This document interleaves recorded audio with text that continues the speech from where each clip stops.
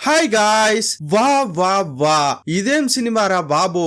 ఇందులో ఒకటా రెండా, సినిమా అంతా ట్విస్టులే. ఇలా జరిగి ఉంటుంది అలా జరిగి ఉంటుంది అని ఊహిస్తుంటే ఊహకే అందదు. ఈ క్రైమ్ థ్రిల్లర్ మామూలుగా ఉండదు. ప్రతి ఒక్కరూ తప్పకుండా చూడాలి. ఈ సినిమా పేరు కార్తీక. ఇది యూగి పేరుతో 2022లోనే తమిళం, మలయాళంలో రిలీజ్ అయింది. 3 ఏళ్ల తర్వాత కార్తీక మిస్సింగ్ కేస్ పేరుతో 2025లో రిలీజ్ చేశారు. ట్విస్టుల సినిమా కావాలనుకునే వారికి ఈ సినిమా ఒక పండగే. వన్ లైనర్ చెప్తే ఇంట్రెస్ట్ పోతుంది కాబట్టి డైరెక్ట్ గా సినిమాలోకి వెళ్దాం. అంతకంటే ముందు వెల్కమ్ టు కళ్ళ ముందు కదిలే చిత్రాలు. సినిమా స్టార్టింగ్ లో కార్తిక అనే అమ్మాయిని చూపించారు. ఆమె చాలా బాధగా రోడ్డుపై నడుచుకుంటూ వస్తోంది. అప్పుడు ఒక కారు వచ్చింది. ఆ అమ్మాయిని కిడ్నాప్ చేసి తీసుకెళ్లింది. సీన్ కట్ చేసి డైరెక్టర్ ను చూపించారు. అతనికి ఒక ఆయన స్టోరీ చెబుతున్నాడు. అందులో కొన్ని మార్పులు చేయాలన్న డైరెక్టర్, ఇంతకీ మీ నాన్న బాగున్నారా, నేను అడిగినట్లు చెప్పు అని అన్నాడు. రాత్రిపూట డైరెక్టర్ పడుకున్న టైంలో ఎవరో వచ్చి అతన్ని షూట్ చేసి వెళ్లిపోయారు. సీన్ కట్ చేసి నందకుమార్ అనే ఇన్స్పెక్టర్ ను చూపించారు. అతనికి పురుషోత్తం అనే రిటైర్డ్ ఉన్నతాధికారి కాల్ చేసి ఒక సాయం చేస్తావా అని అడిగాడు. ఒక అమ్మాయి కనిపించట్లేదు, సడన్ గా మాయమైంది, ఆమె ఎక్కడుందో కనిపెట్టాలి, కానీ ఈ ఇన్వెస్టిగేషన్ రహస్యంగా చేయాలని చెప్పాడు. సర్వీస్ లో ఉన్నప్పుడు మీరు నాకెంతో హెల్ప్ చేశారు, ఇప్పుడు కూడా అలాగే హెల్ప్ చేస్తారన్న నమ్మకం నాకుంది. మీరు తప్ప ఆ అమ్మాయిని ఇంకెవరూ కనిపెట్టలేరన్న ఉద్దేశంతోనే మీకు కాల్ చేసా అంటుంటే, సరే సార్ అని హీరో చెప్పాడు. పై వాళ్లతో మాట్లాడి నీకు ఒక టీం అరేంజ్ చేస్తాను, ఎస్ఐ రాజకుమార్ అనే అతడు వచ్చి అన్ని డీటెయిల్స్ చెప్తాడు అని ఫోన్ కట్ చేశాడు. సీన్ కట్ చేసి రాజకీయ నాయకుడిని చూపించారు. న్యూస్ లో పార్టీ గురించి విమర్శిస్తుంటే టీవీ చూసి కోప్పడుతున్నాడు. ఆ పొలిటీషియన్ దగ్గరకు నటరాజ్ అనే వ్యక్తి వచ్చాడు. ఇతడు ఆ పొలిటీషియన్ అనుచరుడు. ఆ తర్వాత ఎస్ఐ రాజకుమార్ హీరో అయిన నందకుమార్ ను కలిశాడు. ఈ రాజకుమార్ కొత్తగా జాయిన్ అయ్యాడు. కనిపించకుండా పోయిన అమ్మాయి ఫైల్ తీసుకొచ్చి హీరోకు ఇచ్చాడు. ఈ కేసును మొదట రాజ్ కుమారే విచారించాడు. కానీ ఈ కేసును ఛేదించలేకపోవడంతో స్పెషల్ గా టీం ను ఏర్పాటు చేసి ఆ బాధ్యత హీరోకు అప్పగించారు. ఆ ఫైల్ ను ఓపెన్ చేస్తే కార్తీక మిస్సింగ్ కేసు అని హీరోయిన్ ఫోటో ఉంది. స్టార్టింగ్ లో కార్తీక కనిపించకుండా పోయిందే ఆ అమ్మాయి ఫోటోనే ఇది. సీన్ కట్ చేస్తే నటరాజ్ ఆ పొలిటీషియన్ దగ్గరకు వెళ్లి, ఆ అమ్మాయి కోసం నేను ఎంతో వెతికాను కానీ కనిపించట్లేదు, నాకు తెలిసి పురుషోత్తం కు ఆ అమ్మాయికి ఏదో సంబంధం ఉంది, అదేంటో తెలుసుకోవాలి, ఆ అమ్మాయిని కనిపెడితే పురుషోత్తం అనే రిటైర్డ్ పోలీస్ బాస్ చేసే కిడ్నాప్లు, ఇల్లీగల్ పనులు, బినామీలు, అరాచకాలను కనిపెట్టొచ్చు అంటున్నాడు. నేను ఎలాగైనా ఆ అమ్మాయిని కనిపెడతాను అని నటరాజు వెళ్లిపోయాడు. ఇంకోవైపు హీరో కార్తీక అనే అమ్మాయి చివరగా స్టే చేసిన ఇంటికి వెళ్లి విచారించాడు. తలుపు తడితే భార్యాభర్తలు బయటకు వచ్చారు. ఈ అమ్మాయిని చూసారా అని ఫోటో చూపిస్తే చూడలేదు అని చెప్పారు. వారు బయటకు వస్తుంటే బైక్ లో వేగంగా వచ్చిన ఇద్దరు హీరో చేతిలో ఉన్న ఫోన్ లాక్కొని వెళ్లిపోతున్నారు. ముందు వైపు ఎస్ఐ రాజకుమార్ ఉన్నాడు. వాడు ఫోన్ లాక్కెళ్తున్నాడు, ఆపరా అని హీరో అరిచాడు. అతడు పరిగెత్తాడు. ఒక ఆటో వస్తే దాన్ని ఎక్కి చేజింగ్ చేస్తాడని చూస్తే దొంగలు ఒకవైపు వెళ్తుంటే ఇతడు ఇంకో వైపు వెళ్తున్నాడు. నేరుగా ఇంటికెళ్ళాడు. అతని భార్య మంచం పై నుంచి కింద పడింది. ఆమె మానసికంగా సరిగా లేదు.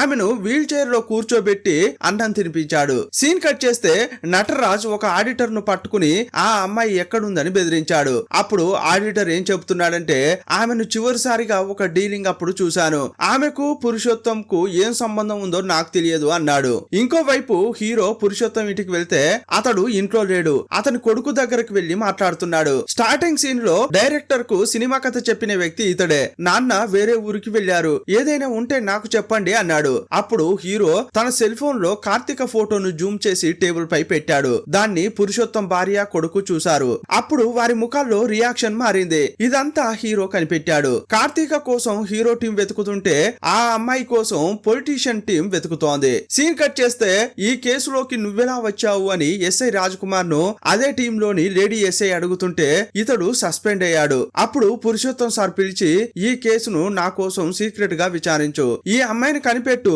నాకు ఈ ఫేవర్ చేస్తే నిన్ను మళ్ళీ సర్వీస్ లోకి తీసుకుంటా అని చెప్పాడు. అందుకే ఆయన కోసం పనిచేస్తున్నా అని అన్నాడు. ఒక రోజు సడన్ గా హీరో తన టీం తో రాజ్ కుమార్ ఇంటికి వెళ్ళాడు. వారిని చూడగానే రాజ్ కుమార్ షాక్ అయ్యాడు. సడన్ గా వచ్చారేంటి సార్ అని అడిగితే, ఏ రాకూడదా అన్నాడు.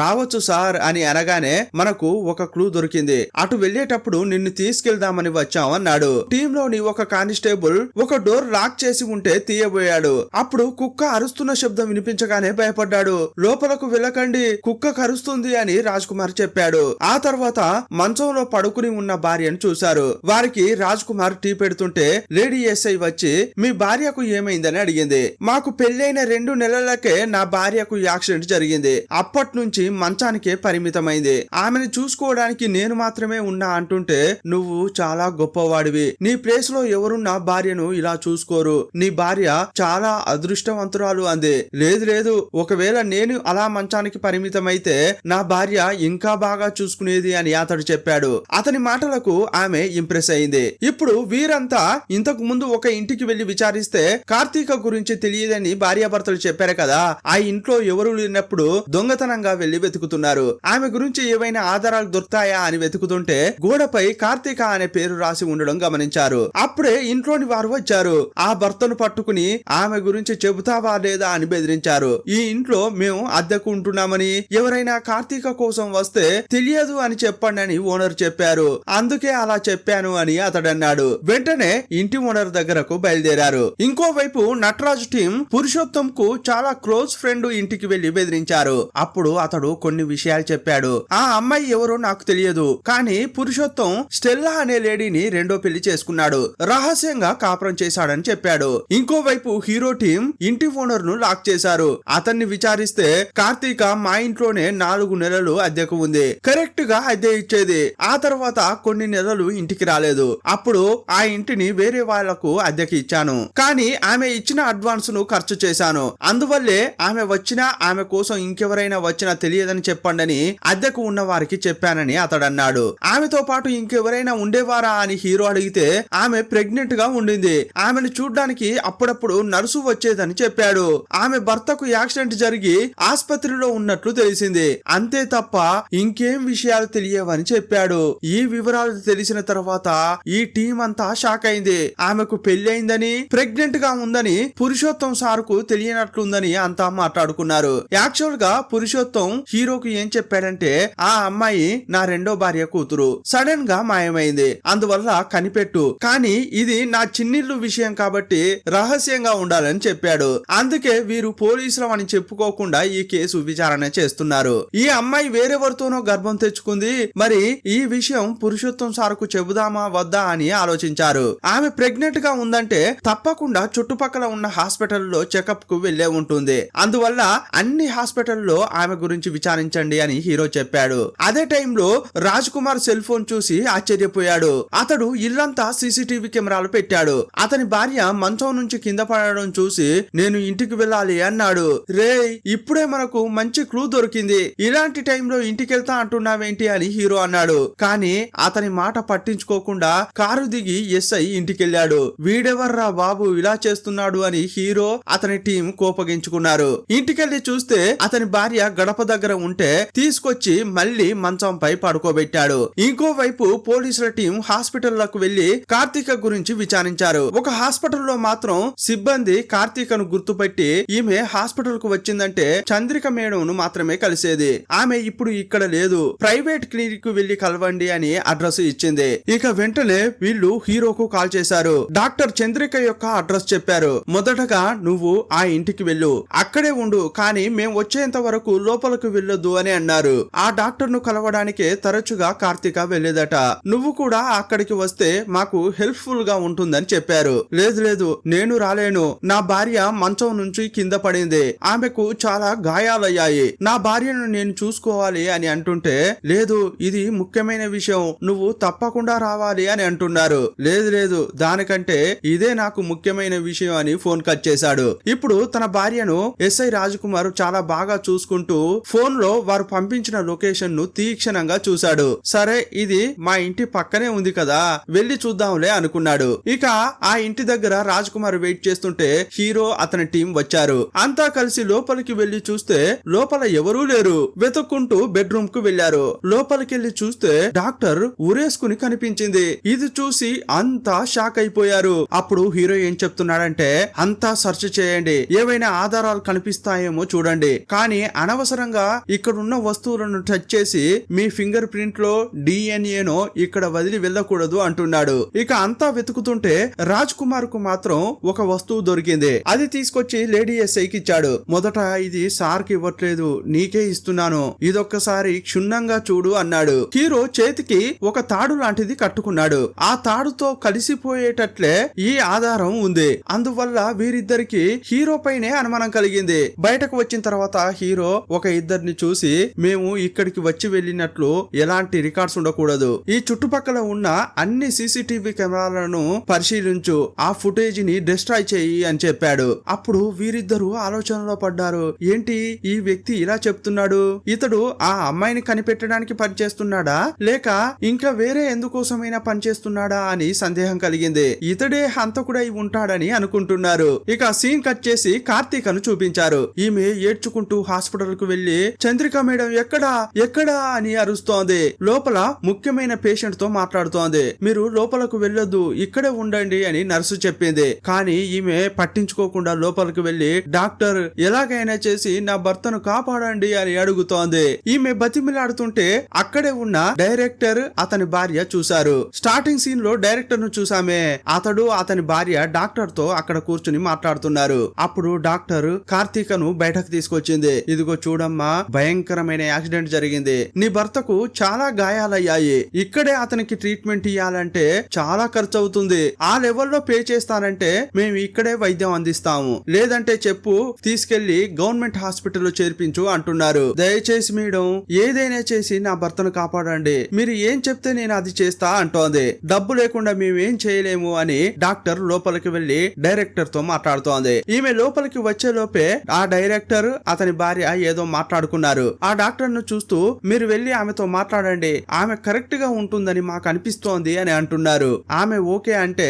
ఆమె భర్తను కాపాడడానికి ఎంత ఖర్చు అయితే అంత మేము భరిస్తామని అన్నారు. సరే నేను మాట్లాడతా అని డాక్టర్ చంద్రిక అంది. ఇక హీరోయిన్ ను కూర్చోబెట్టి విషయం చెబుతోంది. లోపల దంపతులను చూసావే, అతడు ఒక పెద్ద డైరెక్టర్, వాళ్ళు నీ భర్త ట్రీట్మెంట్ కోసం హెల్ప్ చేస్తారట, ఎంత ఖర్చైనా భరిస్తామని అన్నారు, కానీ వారికి నువ్వు సాయం చేయాలని చెప్పారు. అప్పుడు ఈమె వాళ్ళు ఏ సాయం అడిగినా కూడా చేస్తా అంది. ఇదిగో చూడమ్మా, వాళ్లకు పెళ్లయి చాలా సంవత్సరాలైంది, కానీ ఇంకా పిల్లలు పుట్టలేదు. ఇక చివరకు అద్దె గర్భం ద్వారా బిడ్డను కనాలని నిర్ణయించుకున్నారు. వాళ్ళ పిండాన్ని నీ గర్భంలో మోయాలి, మరి నువ్వేమంటావో చెప్పు అని డాక్టర్ అడిగింది. ఆ మాట వినగానే కార్తీక షాక్ అయిపోయింది. ఏమండి, మాకు పెళ్ళయి కొన్ని నెలలే అయ్యింది, మాకే ఇంకా పిల్లలు పుట్టలేదు, అలాంటప్పుడు నేనెలా అద్దె గర్భాన్ని నా కడుపులో మోయగలను అంటోంది. అప్పుడు డాక్టర్ కు చాలా కోపం వచ్చింది.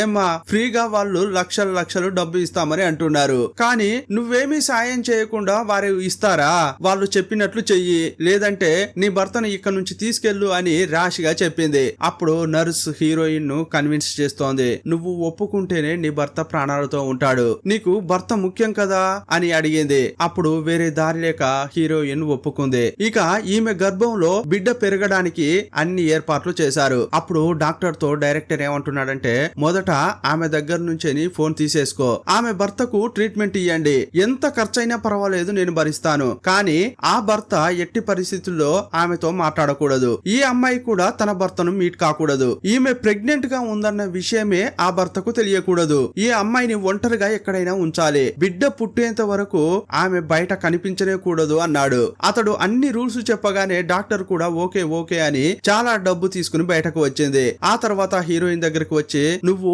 ఒంటరిగా ఉండాలమ్మా, తరచుగా అక్కడికి నర్సు వచ్చి చెక్ చేస్తుంది, కొన్నాళ్ల పాటు ఇదంతా ఓర్చుకోవాలి, బిడ్డ పుట్టిన తర్వాత ఇక నువ్వు నీ భర్తతో ఉండొచ్చు అని డాక్టర్ చెప్పింది. ఒక ఇల్లు అద్దెకు తీసుకుని ఈమెను ఒంటరిగా అక్కడ ఉంచారు. నర్సు మాత్రమే అప్పుడప్పుడు వచ్చి చూసేది. కొన్నాళ్ల తర్వాత ఈమె డాక్టర్ కు కంటిన్యూగా కాల్ చేస్తూనే ఉంది. ఆమె ఫోన్ తీయట్లేదు. ఆ తర్వాత నర్సుకు కాల్ చేస్తే ఆమె కూడా తీయట్లేదు. వాళ్లకు అవసరమైతే ఫోన్ చేస్తున్నారు, లేదంటే లేదు.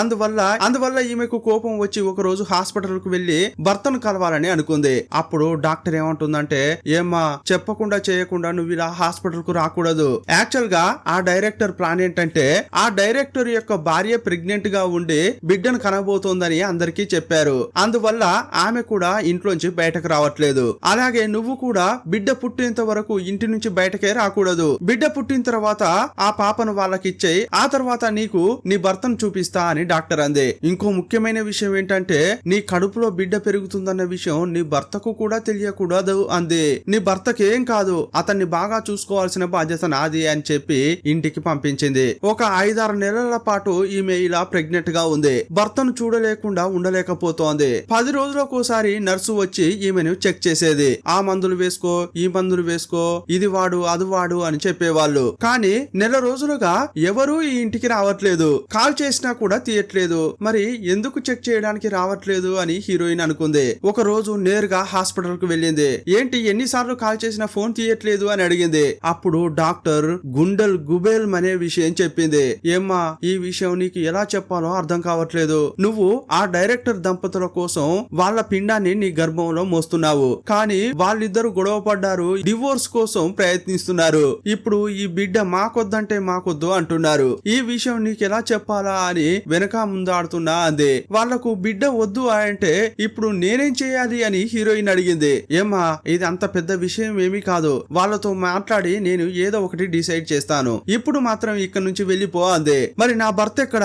నేను అతన్ని చూడాలి అని అంటుంటే రేపు చూడొచ్చు, ఇప్పుడు మాత్రం వెళ్ళు అంది. హీరోయిన్ ఎంత బతిమిలాడినా కూడా రేపే చూపిస్తా అంది. ఇక బయటకు వస్తే అక్కడ నర్సు ఉంది. నిన్ను నా అక్కలాగా భావించా, నాకే ద్రోహం చేశావు కదా అని హీరోయిన్ అంది. ఏమ్మా, ఈ విషయం నీకు ఎలా చెప్పాలని తెలియలేదు, అందువల్లే నిన్ను చెక్ చేయడానికి రాలేదు. యాక్చువల్ గా ఆ డైరెక్టర్ ఉన్నాడే, అతనికి పిల్లలే పుట్టరట. అతడు తన స్పెర్మ్ కాకుండా వేరే ఏదో వ్యక్తి యొక్క స్పర్మ్ తీసి పిండాన్ని తయారు చేయించాడు. ఈ విషయం భార్యకు తెలిసింది. అప్పుడు అతనిపై చాలా అరిచింది. నీకు పిల్లలు పుట్టరన్న విషయాన్ని దాచిపెట్టి నాకే పిల్లలు పుట్టరని ఇన్నాళ్ళు చెప్పావు. ఇంకో దారుణమైన విషయం ఏంటంటే వేరే ఎవడో తెలియని ఒక వ్యక్తి యొక్క స్పర్మ్ తీసుకొచ్చి పిండాన్ని తయారు చేయించావు. ఇప్పుడు ఆ బిడ్డను నా తలలో కట్టాలని చూస్తున్నావా? ఆ బిడ్డను నేను పెంచలేను, నువ్వు కూడా నాకొద్దు, డివోర్స్ కావాలని ఆమె అంది. నేను నీకొద్దంటే నువ్వు కూడా నాకొద్దు, ఆ బిడ్డ వద్దు అని డైరెక్టర్ అన్నాడు. అప్పుడు ఆ భార్య డాక్టర్ కు ఫోన్ చేసి, నీకంతా తెలుసు, నా భర్తతో కలిసి నన్నే మోసం చేయాలని చూసావు కదా, నీ అంతు చూస్తా అని బెదిరించి ఫోన్ కట్ చేసింది. అప్పుడు ఆమె బెదిరించిన విషయం డైరెక్టర్ కు ఈ డాక్టర్ చెప్పింది. అప్పుడు అతడు ఏమంటున్నాడంటే, ఇప్పుడు ఆ బిడ్డ అయితే నాకు అవసరం లేదు, ఆ బిడ్డను ఆ అమ్మాయినే పెంచుకోమని చెప్పు అని ఫోన్ కట్ చేశాడు. ఇంకో ముఖ్యమైన విషయం, నీ భర్తకు ఎప్పుడో నయమైంది. ఈ డాక్టర్ ఆ డైరెక్టర్ ఇద్దరు కలిసి అతన్ని ఎక్కడో దాచిపెట్టారు. నువ్వు ఈ డాక్టర్ ను నమ్మకు అని అనగానే హీరోయిన్ షాక్ అయిపోయింది. ఈ లేడీ నా భర్తను ఏం చేసిందిరా అని కోపంతో క్యాబిన్ లోకి వెళ్లి చూస్తే ఆమె కనిపించట్లేదు. ఆ తర్వాత ఆమెను కనిపెట్టి, అన్యాయంగా నన్ను మోసం చేశావు కదా, నా భర్త నిజంగా ప్రాణాలతో ఉన్నాడా లేదా అని నిలదీసింది. నీ భర్తకు ఏమీ కాలేదమ్మా, రేపు అతని దగ్గరికి తీసుకెళ్లి చూపిస్తా అంది. ఆ డైరెక్టర్ దగ్గరే నీ భర్త ఉన్నాడు,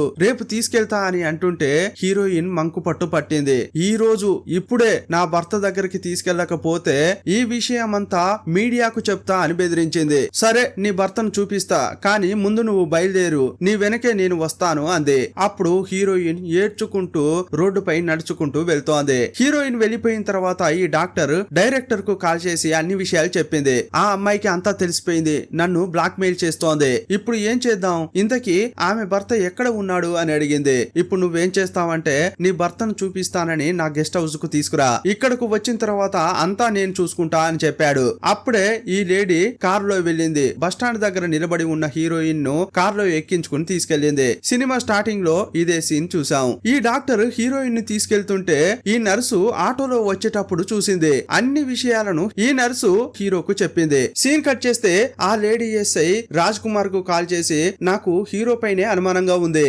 వెంటనే బయలుదేరిరా, నువ్వు నేను ఇద్దరం కలిసి అతని ఇంటికే వెళ్లి చెక్ చేద్దామని అంది. ఒక పోలీసు ఇంట్లోనే వెతకడానికి వెళ్తున్నాం, నీకు భయంగా లేదా అని లేడీ పోలీస్ ను ఈ రాజ్ కుమార్ అడిగాడు. దొంగను పట్టుకోవడానికి వెళ్లేటప్పుడు పోలీసు భయపడకూడదు రా అని ఆమె తీసుకెళ్తోంది. ఇదే టైంలో హీరో వెళ్లి ఎవరినో విచారిస్తున్నాడు. అప్పుడు ఆమె ఏం చెప్తోందంటే, ఈమెను నేను చూశాను, ఈమె ఒక డాక్టర్ తో వచ్చింది, ఆ తర్వాత చిన్న సమస్య అని ఏదో చెప్పింది, అది ఏంటనేది ఇప్పుడు మనకు చూపించలేదు. ఇంకోవైపు లేడీ పోలీసు రాజ్ కుమార్ ఇద్దరు హీరో ఇంట్లో వెతుకుతున్నారు. ఆ ఇంట్లో ఏదో చూసి వీళ్ళు షాక్ అయ్యారు. ఇదే టైంలో ఇంట్లోకి హీరో వస్తుంటే వీళ్ళు దాక్కున్నారు. అతని కంట్లో పడకుండా వాళ్ళు తప్పించుకున్నారు. ఇంట్లోకి వచ్చిన తర్వాత హీరో ఇంతకు ముందు వాళ్ళిద్దరు ఏదైతే చూసారో అదే చూస్తున్నాడు. యాక్చువల్ గా ఏముందంటే బోర్డుపై అన్ని విషయాలు రాసుకున్నాడు. ఇప్పటి వరకు ఇతడు ఎవరెవరిని కలిశాడు, ఏమేమి అడిగాడు, వాళ్ళు ఏమేమి చెప్పారు అనేది అక్కడ రాసుకున్నాడు. ఇది చూసే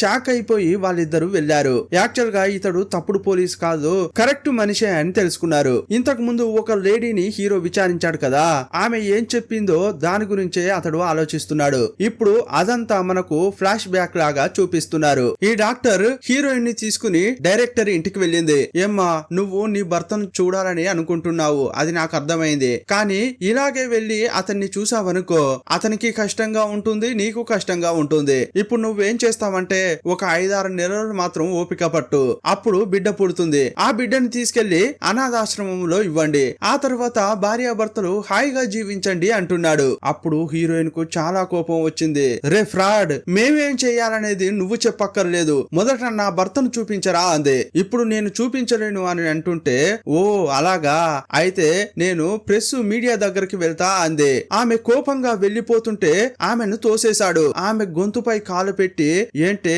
నీకు అంత పొగరా, ఇంతకీ నేనెవరో తెలుసా అని ఓవర్ గా మాట్లాడుతున్నాడు. ఆ డాక్టర్, సార్ ఆమెను ఏం చేయొద్దు, వదిలిపెట్టండి అని అంటోంది. అదే టైంలో ఇద్దరు పని మనుషులు ఇదంతా చూస్తున్నారు. గొంతును కాలితో నొక్కడంతో అక్కడికక్కడే హీరోయిన్ చనిపోయింది. ఏంటయ్యా ఆ అమ్మాయిని ఇంత అన్యాయంగా చంపావు అని డాక్టర్ అంటుంటే, ఇదంతా పెద్ద విషయమే కాదు, నువ్వు ఇక్కడి నుంచి వెళ్ళు, డెడ్ బాడీ సంగతి నేను చూసుకుంటా అన్నాడు. కానీ ఆ భర్త ఉంటాడే, అతన్ని మాత్రం నువ్వు చూసుకో, వాడు ఎట్టి పరిస్థితుల్లో బయటకు రాకుండా చూసుకో అన్నాడు. ఇప్పుడు ఈ డైరెక్టర్ వెంటనే పోలీసు అధికారి అయిన పురుషోత్తమన్ కు ఫోన్ చేశాడు. మీ కొడుకు డైరెక్టర్ కావాలి, ఏదో సినిమా స్టోరీ ఉందని చెప్పారే, అతన్ని నా దగ్గరికి పంపించండి, అన్ని విషయాలు నేను చూసుకుంటాను అన్నాడు. సార్, కాకపోతే నాకొక ఫేవర్ చేయాలి అని అడిగాడు. మా ఇంట్లో ఒక పని మనిషి వర్క్ చేస్తోంది, ఇంట్లో విలువైన వస్తువును కొట్టేసింది, ఎందుకు దొంగిలించావే అని అడుగుతుంటే భయంతో పారిపోసాగింది. అప్పుడు అనుకోకుండా కింద పడింది, అక్కడికక్కడే చనిపోయింది. ఆ కేసును మీరు చూసుకుంటారా అని అన్నాడు. ఆ సంగతి నేను చూసుకుంటాను, నా కొడుకును డైరెక్టర్ చేసే పని నువ్వు చూసుకో అని చెప్పాడు. ఇంకోవైపు డాక్టర్ ఎవరికో కాల్ చేసి, ఆ వ్యక్తిని మాత్రం ఎట్టి పరిస్థితుల్లో బయటకు పంపించొద్దు, అతడు లోపలే ఉండాలి అని అంది. ఇదంతా కూడా అక్కడ పనిచేసే మగ ఆడ ఇద్దరు చూశారు. ఆ పని మనుషులే హీరోకు అన్ని విషయాలు చెప్పారు. హీరో ఇంటికి వచ్చిన తర్వాత ఏమేమి కనిపెట్టాడో అంతా నోట్ చేసుకున్నాడు. సీన్ కట్ చేస్తే డైరెక్టర్ ను ఎవరో షూట్ చేశారు కదా, అతన్ని చంపింది ఎవరు అనేది తెలుసుకోవడానికి పోలీసులు వచ్చారు. చివరకు వాళ్ళు అరెస్ట్ చేసింది ఎవరంటే పోలీస్ ఆఫీసర్ పురుషోత్తం ను. ఇతని గన్ తోనే డైరెక్టర్ ను చంపారని ఇతన్ని అరెస్ట్ చేశారు. హీరో అతని దగ్గరికి వెళ్లి, సార్ ఏమైంది, మిమ్మల్ని ఎందుకు అరెస్ట్ చేస్తున్నారు అని అడిగాడు. అదే నాకు అర్థం కావట్లేదు, రాజ్ కుమార్ ను నీ దగ్గరికి పంపించాను కదా, అతడు నీకు అంతా చెప్పే ఉంటాడు, అతని దగ్గరికి వెళ్లి అడుగు, నెక్స్ట్ ఏం చేయాలో కూడా అతడే చెప్తాడని అన్నాడు. అప్పుడు హీరో రాజ్ కుమార్ ఇంటికి వెళ్ళాడు. ఆ ఇంట్లో చూస్తే రాజ్ కుమార్ లేడు, అతని భార్య లేదు. ఇల్లంతా వెతికిన తర్వాత ఇంతకు ముందు ఒక రూమ్ లోకి వెళ్ళబోతుంటే సౌండ్ వచ్చింది కదా, కుక్క అరిచిన శబ్దం, ఆ రూమ్ లోకి వెళ్లారు. ఇప్పుడు లోపలికి వెళ్తుంటే కుక్క అరిచిన శబ్దం వస్తోంది, కానీ అక్కడ కుక్కే లేదు. ఒక స్పీకర్ ను సెట్ చేశాడు, దాని ద్వారానే కుక్క అరిచిన శబ్దం వస్తోంది. ఇంకా లోపలికి వెళ్లి చూస్తే ఒక కబోర్డ్ ఉంది, దానికి అద్దం ఉంది, దానిపై చేతులు పెట్టినట్లు గుర్తులు కూడా ఉన్నాయి. ఇదేంట్రా అని అక్కడ చెయ్యిని పెట్టాడు. అప్పుడు అది ఓపెన్ అయింది, లోపల ఒకరిని కట్టి పెట్టారు. అంతేకాదు సినిమా స్టార్టింగ్ లో హీరో యొక్క ఫోన్ ను దొంగలు కొట్టేశారు కదా, ఆ ఫోన్ కూడా ఇక్కడే ఉంది. ఇంతకీ ఇక్కడ ఒక అతన్ని కట్టి పెట్టారే, ఇతడెవరు అని హీరో అతన్ని విచారిస్తున్నాడు. అప్పుడు అతడు నేనే రాజ్ కుమార్ అని చెప్పాడు. ఆ మాట వినగానే హీరో షాక్ అయ్యాడు. ఏయ్యా ఏం చెప్తున్నావు అని అంటుంటే ఇప్పుడు డూప్లికేట్ రాజ్ కుమార్ ను చూపించారు. ఇతని పేరు కూడా రాజ్ కుమారే, కాకపోతే ఎస్ఐ రాజ్ కుమార్ కాదు. ఇతడు బయట తిరుగుతుంటే అతని దగ్గరికి నటరాజ్ వచ్చాడు. నిజమైన రాజ్ కుమార్ యొక్క ఫోటోను చూపించి, ఇతడు నీకు తెలుసా అని అడిగాడు. నాకు తెలియదు అని చెప్పి కారులో వెళ్లిపోతుంటే నటరాజ్ ఫాలో అయ్యాడు. ఇంకోవైపు హీరో అతన్ని అడుగుతున్నాడు, నువ్వు నిజమైన రాజ్ కుమార్ అయితే ఆ వ్యక్తి ఎవరు, అతడెందుకు ఈ కేసులోకి వచ్చాడు అని అడిగాడు. యాక్చువల్ గా పురుషోత్తం సారే నన్ను ఈ కేసు విచారించమని చెప్పాడు. ఆ అమ్మాయి ఎలా కనిపించకుండా పోయింది అని నేను విచారిస్తున్నాను. ఆ టైంలోనే ఒకడు నన్ను కిడ్నాప్ చేసి ఇక్కడ కట్టి పెట్టాడు, కానీ అతడెవరు, ఎందుకు ఇలా చేశాడనేది నాకేమీ తెలియదు అని చెప్పాడు. పురుషోత్తం సారు నాకు ఇచ్చిన ఫైల్ ఇక్కడే ఉంది అని చెప్పాడు. అప్పుడు హీరో దాన్ని తీసి చూసి స్టన్ అయిపోయాడు. అందులో చూస్తే వేరే ఒక అమ్మాయి పేరు, ఫోటో ఉంది. అరే ఈ అమ్మాయినే అతడు కనిపెట్టమని చెప్పాడంటే మరి మనం ఇన్నాళ్ళుగా వెతికిన అమ్మాయి ఎవర్రా అనుకుంటున్నారు. ఇంకోవైపు డూప్లికేట్ ఎస్ఐ రాజ్ కుమార్ ను చూపించారు. యాక్చువల్ గా ఆ డాక్టర్ ఒక అతన్ని బయటకు రాకూడదని చెప్పిందే, అది వేరెవరో కాదు, ఇతన్నే. ఇతన్ని మెంటల్ హాస్పిటల్లో బంధించారు. బయటకు తప్పించుకోకుండా సంకెళ్లు వేశారు. నా భార్యకు ఎవ్వరు లేరు, నేనే ఆమెను చూసుకోవాలి, నన్ను వదలండి వదలండి అని బతిమిలాడాడు. కానీ వారు వదలలేదు. ఒక రోజు వాళ్ళందరినీ కొట్టి అక్కడి నుంచి తప్పించుకున్నాడు. ఇతని భార్య అద్దెకు ఉన్నారే, అక్కడికి వెళ్లి కార్తీక ఎక్కడా అని అడిగాడు. ఆమె ఎక్కడికి వెళ్ళిందో తెలియదయ్యా, కానీ నీకు యాక్సిడెంట్ అయిన తర్వాత హాస్పిటల్ పక్కనే ఉంటున్నానని చెప్పింది. అక్కడికి వెళ్లిన తర్వాత తిరిగి రాలేదని చెప్పారు. ఇక ఊరంతా వెతికాడు. ఎవరిని అడిగినా కూడా కార్తీకను చూడలేదంటే చూడలేదన్నారు. ఇక పోలీస్ స్టేషన్ కు వెళ్లి కార్తీక మిస్సింగ్ అని కేసు పెట్టాడు. ఇతడు పోలీస్ స్టేషన్ లో ఉన్నప్పుడు అక్కడికి వచ్చిన రౌడీ పోలీస్ తో ఏదో మాట్లాడి వెళ్లిపోతున్నాడు. అతడు వెళ్లేటప్పుడు ఇతని చేతిలో కార్తీక ఫోటో ఉండడం చూశాడు. ఈ ఫోటో చూసిన తర్వాత బయటకు వెళ్లి ఎవరికో కాల్ చేశాడు. కొన్నాళ్ల క్రితం పురుషోత్తం సార్ చెప్పాడని ఒక అమ్మాయిని మనం చంపాం కదా, ఆ అమ్మాయి కనిపించట్లేదని ఆమె భర్త ఆమె ఫోటో పట్టుకుని పోలీస్ స్టేషన్ కు వచ్చారా, ఒక పోలీసును వెతుక్కుంటూ పోలీస్ స్టేషన్ కే వచ్చారా అని నవ్వుకుంటున్నారు. ఇదంతా రాజ్ కుమార్ విన్నాడు. అతన్ని పట్టుకుందామని వెళ్ళబోతుంటే యాక్చువల్ గా ఇతడు మెంటల్ హాస్పిటల్ నుంచి తప్పించుకున్నాడని పోలీసులకు నోటిఫికేషన్ వచ్చింది. అప్పుడు నువ్వు మెంటలా అని పోలీసులు పట్టుకున్నారు. వాళ్ళ దగ్గర నుంచి తప్పించుకుని పారిపోతుంటే ఆ రౌడీ ఆల్రెడీ పారిపోయాడు. యాక్చువల్ గా ఆ డైరెక్టర్ ఆ రోజు పురుషోత్తం కు కాల్ చేశాడు కదా, అప్పుడు పురుషోత్తం ఏం చేశాడంటే ఒక నలుగురిని పంపించాడు. ఆ నలుగురు డెడ్ బాడీని ఒక చోటుకు తీసుకెళ్లి యాసిడ్ లో ముంచారు. ఆ అమ్మాయి ఇంటికి వెళ్లి వస్తువులన్నింటినీ కాల్చేశారు. ఇలాంటి ఒక అమ్మాయే లేదనేలా చిత్రీకరించారు. ఆ రోజు నలుగురు వచ్చారే, అందులో ఈ రౌడీ ఒకడు. ఇక రాజ్ కుమార్ ఏం చేశాడంటే పురుషోత్తం ఎవరు, అతడు ఇప్పుడు ఏం చేస్తున్నాడు అని అంతా సెర్చ్ చేశాడు. 3 నెలల్లో అతడు రిటైర్ కాబోతున్నాడన్న విషయం కూడా తెలుసుకున్నాడు. ఇక అతని గురించి మొత్తం విచారించాడు. అలాంటప్పుడే ఇతనికి రెండో భార్య ఉందని, ఆమెకు ఒక కూతురు కూడా ఉందన్న విషయం తెలుసుకున్నాడు. ఇదే టైంలో ఒక గ్యాంగ్ ఆ అమ్మాయిని కిడ్నాప్ చేయడానికి ప్రయత్నిస్తోంది. అతడు పోలీస్ గా డ్యూటీ చేస్తున్నప్పుడు ఫ్రాడ్ చేసి కోట్లు గడించాడు. అతని కూతురును కిడ్నాప్ చేస్తే మనకు చాలా డబ్బు వస్తుంది అని ఆ గ్యాంగ్ మాట్లాడుకుంటున్నారు. ఇదంతా హీరో విన్నాడు. ఆ ఐడియా అతనికి నచ్చింది. అందువల్ల ఆ అమ్మాయి ఇంటికి వెళ్ళాడు. ఆమెను కిడ్నాప్ చేద్దామని చూస్తుంటే ఆమె గన్ తీసింది. ఆ గన్ను లాక్కుని నేను నా భార్యను కనిపెట్టాలంటే నిన్ను కిడ్నాప్ చేయడం తప్ప నాకు వేరే దారి లేదు అన్నాడు. ఇక ఆమెను తీసుకెళ్లి ఇంట్లో పెట్టాడు. ఆమెకు ఇంజెక్షన్లు మందులు ఇస్తూ టెంపరవరీగా మానసికంగా పరిస్థితి బాగాలేనట్లు చేశాడు. ఆమె మంచానికే పరిమితమయ్యేలా మందులు ఇస్తూ ఇతడే అన్నం కూడా తినిపించేవాడు. ఈమెను 24 అవర్స్ గమనించడం కోసమే ఇంట్లో సీసీటీవీ కెమెరాలు పెట్టాడు. ఇక ఆ తర్వాత పురుషోత్తంను ఎలా కిడ్నాప్ చేయాలి అని ప్లాన్ వేసుకుంటున్నాడు. అతని ఇంటికి వెళ్లి నిఘా పెట్టాడు. ఒక రోజు ఎస్ఐ రాజ్ కుమార్ ఆ ఇంటికి వచ్చి వెళ్తున్నాడు. ఎస్ఐ రాజ్ కుమార్ ను కిడ్నాప్ చేసి అడిగితే అతడు ఈ విషయాలన్నీ చెప్పాడు. ఈ ఎస్ఐ రాజ్ కుమార్ కు నా రెండో భార్య కూతురు కనిపించట్లేదు, ఆమెను కనిపెట్టు అని పురుషోత్తం చెప్పాడు. ఇక అతన్ని అక్కడే కట్టి పెట్టి ఇతడే ఎస్ఐ రాజ్ కుమార్ గా మారాడు. ఆ ఫైల్ అంతా మార్చేశాడు. అది తీసుకెళ్లి హీరోకి ఇచ్చాడు. ఇక ఫ్లాష్ బ్యాక్ అయిపోయి రియల్ టైమ్ లో చూపించారు. డైరెక్టర్ చనిపోయాడు కదా, అక్కడ గన్ను దొరికింది. ఆ గన్ను ఎవరిదంటే పురుషోత్తంది. ఇతడే చంపి ఉంటాడని అరెస్ట్ చేశారు. హీరో యొక్క టీం కూడా అక్కడే ఉంది. అక్కడికి రాజ్ కుమార్ వచ్చాడు. రాజ్ కుమార్ ను ఫాలో అవుతూ నటరాజ్ కూడా వచ్చాడు. అప్పుడు రాజ్ కుమార్ నేరుగా లేడీ ఆఫీసర్ దగ్గరకు వచ్చాడు. తన ఐడి తీసి ఇచ్చాడు. ఇతడు మెంటలోడ్ అని చెప్పి ఒక ఐడి కార్డు ఇచ్చారే, దాన్ని తీసి ఇచ్చాడు. నన్ను క్షమించండి, నాకు వేరే మార్గం కనిపించలేదు అని అన్నాడు. రాజ్ కుమార్ వెళ్తుంటే నటరాజ్ అక్కడికి వచ్చాడు. యాక్చువల్ గా ఇతడు పొలిటీషియన్ అనుచరుడు కాదు. పురుషోత్తం పై అలిగేషన్స్ వస్తే ఆ కేసును విచారించడానికి వచ్చిన సిబిఐ ఆఫీసర్. పురుషోత్తం పై చాలా అలిగేషన్స్ ఉన్నాయి. అంతేకాదు లేటెస్ట్ గా ఒక అమ్మాయి కనిపించట్లేదని అనఫిషియల్ గా వెతికిస్తున్నాడు. ఆ అమ్మాయి ఎవరో మొదట కనిపెట్టండి, ఆ తర్వాత అతనిపై అలిగేషన్స్ ను విచారించి అరెస్ట్ చేయండి అని పంపించారు. సినిమా స్టార్టింగ్ నుంచి ఆ అమ్మాయి కోసం వెతుకుతున్న ఆ అమ్మాయిని కనిపెడతా అని నటరాజ్ అనేవాడు కదా.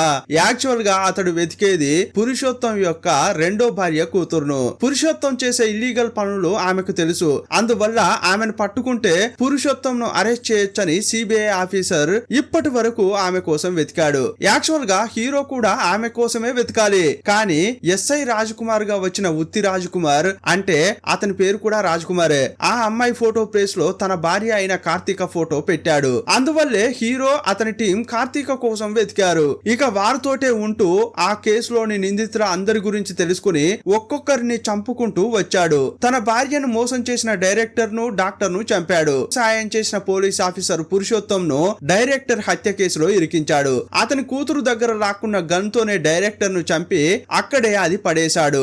అందరిపై ఇతడు తన ప్రతీకారం తీర్చుకున్నాడు. అప్పుడు ఆ చుట్టుపక్కల నటరాజు వెతుకుతున్నాడు. కనిపించకుండా పోయిన అమ్మాయి యొక్క ఫోన్ ఆన్ అయిందని అతనికి చెప్పారు. ఆ లొకేషన్ మీ పక్కనే ఉంది అని అంటున్నారు. అందువల్ల అతడు వెతుకుతున్నాడు. ఇప్పుడు ఒక కారు డిక్కీలో చూశాడు. అందులోనే పురుషోత్తం యొక్క కూతురు ఉంది.